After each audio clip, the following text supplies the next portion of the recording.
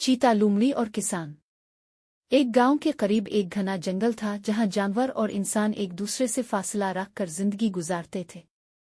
मगर एक दिन एक किसान की किस्मत बदलने वाली थी। किसान सुबह सवेरे अपने खेत में हल चला रहा था कि अचानक इसे झाड़ियों में किसी के कराहने की आवाज सुनाई दी। जब वो करीब गया तो देखा कि एक चीता शिकार के दौरान किसी शिकारी के जाल में फंस चुका था।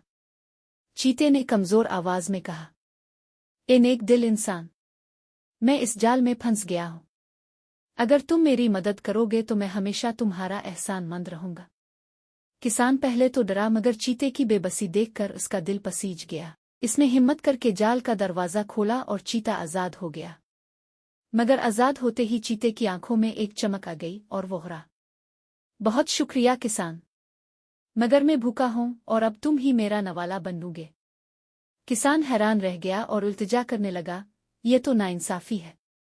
मैंने तुम्हारी जान बचाई और तुम मुझे ही खाने का इरादा रखते हो। चीते ने कहा लगाया, दुनिया में इंसाफ कहाँ, ताकतवर जो चाहे कर सकता है। इतने में एक लोमड़ी पास से गुजरी। किसान ने इससे मदद मांगी और सारी बात बताई। लोमड़ी ने माथे पर हाथ मारा और कहा, अरे, मुझे तो ये जाल देखना होगा। मैं समझना चाहती हूं कि आखिर चीता इसमें कैसे फंसा। चीता फौरन जाल के अंदर जा घुसा ताकि लोमड़ी को समझा सके। जैसे ही वो अंदर गया, लोमड़ी ने किसान को इशारा किया और किसान ने झट से जाल का दरवाजा बंद कर दिया। चीता दोबारा कैद में आ गया और गुस्से से धागा, ये क्या किया?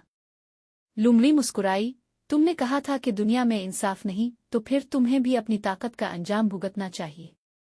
किसान ने शुक्रिया अदा किया और दोनों खुशी खुशी वहां से चले गए, जबकि चीता अपनी बेवकूफ़ी पर गुस्से में धाड़ता रहा।